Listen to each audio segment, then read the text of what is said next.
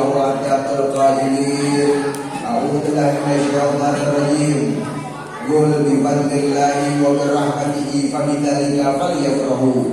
Faqala alaihi salatu wassalam anta ma'a man ahbabta. Sadaqallahu alazim wa sadaqa rasulun habibun nabiyil karim. Wa nahnu ala dzalika minasyahidin wa syakirin walhamdulillahi rabbil alamin.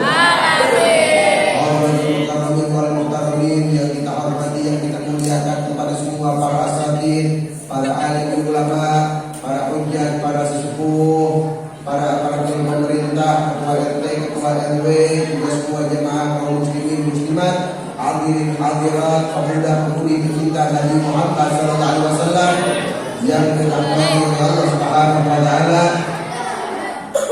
Yang kita hormati Ketua DKM Masjid Ar-Rahim, yaitu Bapak Andi Syam beserta jajaran pengurusnya. Yang kita hormati pembina daripada Majlis Subhanur Rahim, yaitu Bapak Haji Abu Harir. Kemudian juga Bapak RT kita, Bapak Maman, dan juga kepada semua para asatidz, para alim ulama yang lainnya yang mohon maaf saya tidak sebutkan namanya satu persatu, namun insyaallah tidak mengurangi hormat takdim saya kepada beliau-beliau, dan terkhusus yang kita hormati, yang kita muliakan pimpinan daripada Majlis Subhanur Rahim yang mulia Akhil Al-Kiram Ustaz Akmal Arifin SPDB, yang kita doain Ustaz Akmal mudah-mudahan panjang umur, sehat walafiat, Allah berikan kesabaran di dalam dakwahnya, Allah menangkan di dalam setiap perjuangannya, dan Allah memberikan keberkahan di dalam ilmunya, agar senantiasa terus bisa membimbing kita semua. Amin ya rabbal alamin. Hadirat rahimakumullah, sedikit yang saya pengen sampaikan ini malam. Jadi bocil-bocil, bocil-bocil, lu bercanda dulu loh. Ntar di terakhir ceramah saya ada pertanyaan yang nggak bisa jawab, kita masukin ke dalam botol. Setuju nggak? Yang bisa jawab dapat hadiah pergi haji jika mampu. Kemarin kita ngerayain peringatan Maulid Nabi Muhammad, nggak lain peringatan Maulid Nabi adalah seperti daripada ekspresi cinta kita kepada yang mulia Nabi Muhammad. Betul? Kita pengen ngeluarin rasa rindu kita sama Nabi Muhammad lewat perayaan Maulid Nabi Muhammad. Cinta kepada Nabi Muhammad adalah sebaik-baik sumber buat kita semuanya dapat kebahagiaan baik di dunia bahkan sampai di akhirat nanti. Dan bahkan ketika ada seorang hamba di dalam hatinya nggak punya rasa cinta, maka niscaya orang tersebut jangan pernah beranggap hidup dia adalah hidup. Sebab hakikat orang yang hidup tanpa cinta, dia telah mati sebelum mati. Benar gak? Dan bahkan setiap waktu yang telah berlalu tanpa cinta, maka niscaya waktu tersebut akan menjelma menjadi wajah yang memalukan di hadapan Zat yang Maha Menciptakan cinta. Dan setiap kebaikan-kebaikan yang kalian kerjakan tanpa cinta, maka niscaya kebaikan tersebut tidak akan dihitung pada hari perhitungan nanti. Dan pondasi agama pun lewat cinta. Tanpa cinta kalian tidak akan mampu bisa beribadah dengan Zat yang Maha Menciptakan cinta. Dan yang lebih dahsyat dari hal-hal yang demikian, yang menjadikan kalian baik atau buruk tergantung dengan siapa kalian cinta. Ketika kalian cinta sama orang-orang baik, kalian bakal jadi orang baik. Amin. Tapi kalau cinta sama orang-orang yang rusak, maka niscaya kalian pun akan terbawa menjadi rusak. Dan yang lebih dahsyat dari hal-hal yang demikian, Rasul yang mengatakan, kelak kalian akan dibangkitkan oleh Allah bersama orang-orang yang kalian cinta. Pada siapa kalian letakkan cinta, padanya kelak kalian nanti akan berada. Kalau kita cinta sama orang-orang soleh, cinta sama orang yang nyambungin hati kita kepada Nabi Muhammad, serusak apapun tingkah laku dan kepribadian kita, Allah akan bangkitkan kita bersama orang-orang soleh. Amin. Tapi kalau kita cinta sama orang-orang fasik, cinta sama musuh-musuhnya Nabi Muhammad, Allah akan bangkitkan kita bersama orang-orang yang tidak mendapatkan keridhaan dari Allah dan Rasulnya, walaupun kita ahli sujud. Na'udzubillah min. Makanya anak-anak muda hati-hati, kadang-kadang lewat handphone aja banyak banget salah fans. Bener? Ada nggak di sini fansnya Gigi sama Bongi? Kamu nanya, kamu bertanya-tanya. Ada fansnya. Anak-anak Allah yang difanskan, betul? Mama biasanya ngefans sama Bunda Korla. Kalau kita nanamin fans idola, cinta, resep, sayang orang-orang fasik, orang-orang yang jauhin kita dari Nabi Muhammad, walaupun kita punya amal ibadah segede gunung, ntar di akhirat bakal dibangkitin bersama orang-orang yang mendapatkan murka dari Allah dan Rasulnya. Na'udzubillah min. Anda ma'aman ahbabaka, kalian akan dibangkitkan dan dikumpulkan oleh Allah kelak di hari kiamat bersama orang-orang yang kalian cinta. Dan juga hati-hati, lewat handphone bukan cuma mengidolakan dari idola-idola yang salah. Kadang-kadang lewat handphone aja pemuda-pemudi, remaja-remaji banyak yang salah di dalam meletakkan cinta. Makanya bapak-bapak, ibu-ibu pulang dari majelis ini, kontrol handphone anaknya masing-masing. Banyak banget yang pacaran sebab handphone. Jangankan remaja-remaji. Nih, saya pernah baca percakapan WhatsApp anak SD kelas 1. Ada di sini yang kelas 1 angkat tangan. Dia WhatsApp sama pacarnya, bahasanya ini abian. Cowoknya WhatsApp ke ceweknya, Umi, maafin ya, kayaknya sebentar lagi Abi gak bisa ketemu sama Umi dalam waktu yang sangat lama. Ada yang kayak begitu di sini? Ceweknya keluarin emo nangis. Tahu emo nangis? Kok Abi jahat? Emang Umi ada salah apa? Cowoknya jawab, Umi gak ada salah apa, cuma sebentar lagi Abi mau sunat. Masya Allah, baru mau sunat sampai pacar bahasanya Umi abian. Masya Allah, na'udzubillah min.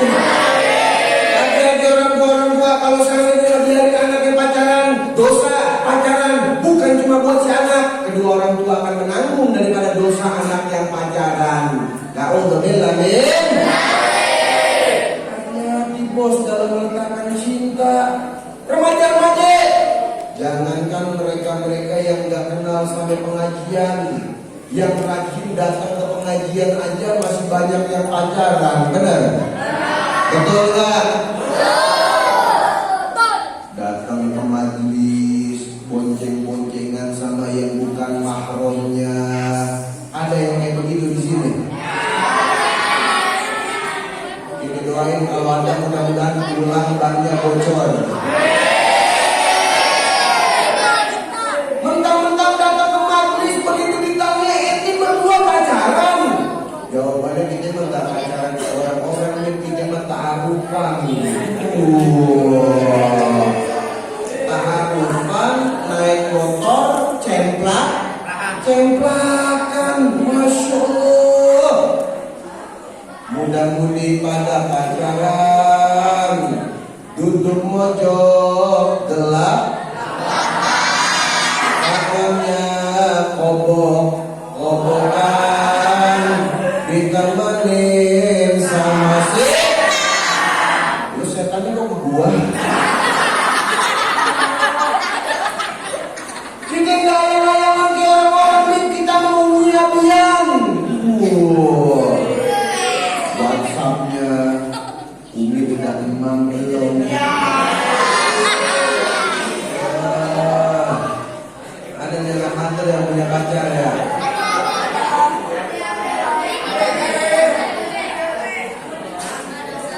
Buat cewek kalau pengen cari suami mah gampang, cari laki-laki yang bisa main handphone. Moga-moga menantu idaman. Amin. Kenapa? Hatro aja dia pukulin, gimana laki-laki yang ganggu istrinya? Tampil. Jadi jangan pada jangan sampai salah meletakkan dari yang namanya cinta, bisa mendatangkan murka dari Allah dan Rasulnya. Karena sebaik-baik cinta adalah cinta yang menyambungkan hati kita kepada Nabi Muhammad Sallallahu Alaihi Wasallam. Insya Allah.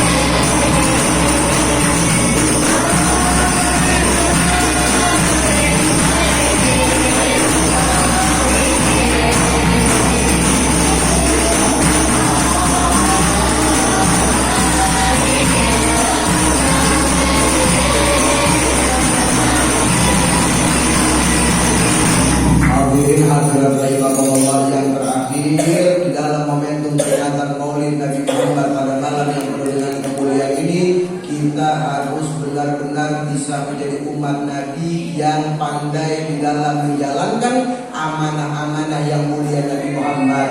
Salah satunya sebagian besar yang hadir di majelis ini anak-anak muda. Jangan pernah berani kalian durhaka sama orang tua. Setuju? Orang tua keramat yang berjalan. Kalau kalian ingin mendapatkan kesuksesan dunia sampai akhirat, kuncinya ada di orang tua. Kalian menyenangi orang tua sama saja menyenangkan Nabi Muhammad.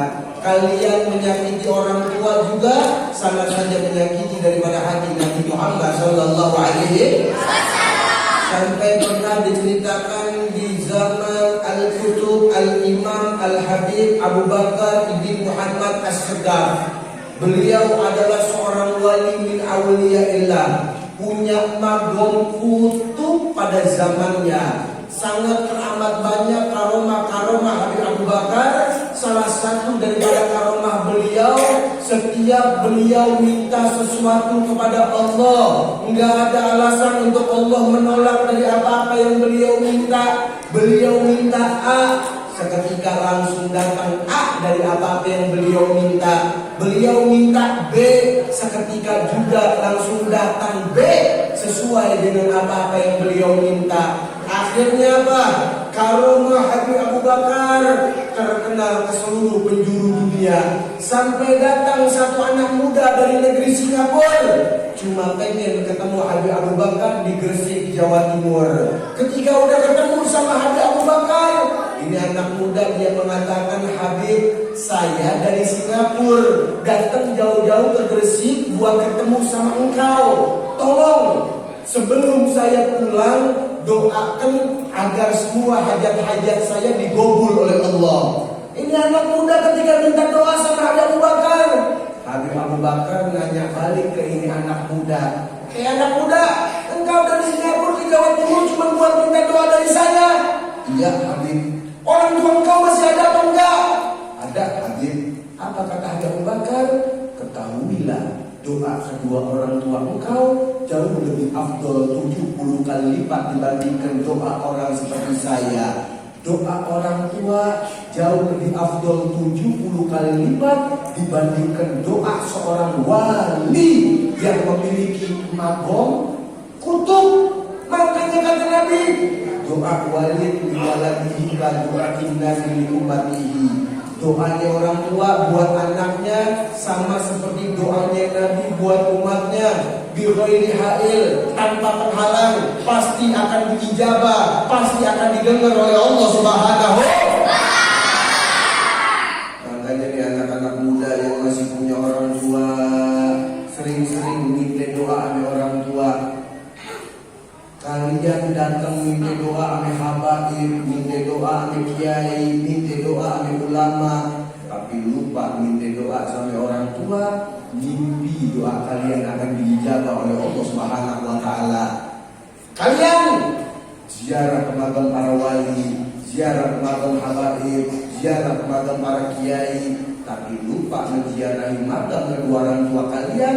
Mimpi ziarah kalian akan mendapatkan keberkahan dari Allah Subhanahu wa taala. Kunci sukses dunia sampai akhirat ada di orang tua. Nih, mulut orang tua nih kayak petir. Apa yang diucapin buat anaknya langsung didengar sama Allah. Anak minta doa sama orang tua, orang tua juga dengerin. Jangan pernah sesekali berbicara dengan ucapan-ucapan yang fasik buat anak-anaknya. Enggak sedikit orang tua melihat anaknya bandel sedikit, dasarmu anak bodoh. Ada yang begitu? Lah kalau tuh anak yang domelin anak monyet, berarti yang ngomelin siapa?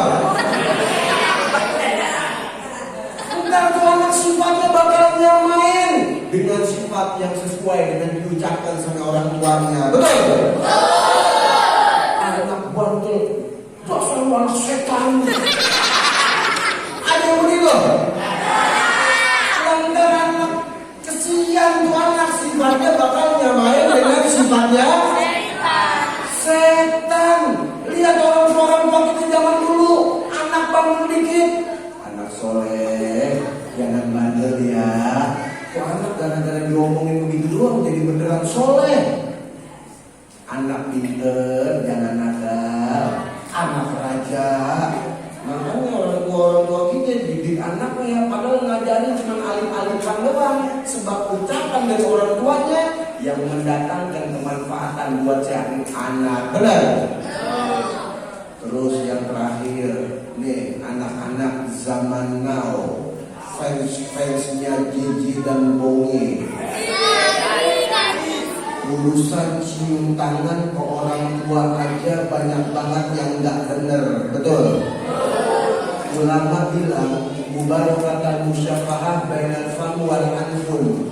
Berkah cium tangan anak ke orang tua, istri ke murid, istri ke suami, murid ke guru, antara hidung sama mulut. Anak-anak zaman sekarang cium tangan sama orang tua gimana?